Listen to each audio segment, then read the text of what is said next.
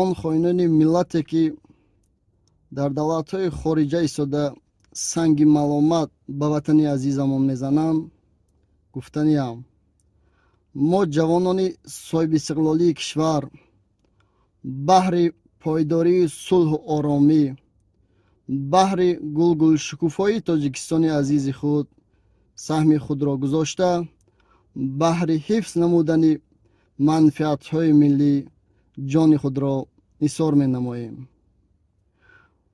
шумо зархаридҳои хориҷӣ ҳаққу ҳуқуқ надоред ки аз номи кулли ҷавонон, аз номи кулли шаҳрвандони ҷумҳурии Тоҷикистон сухан ронда бошед.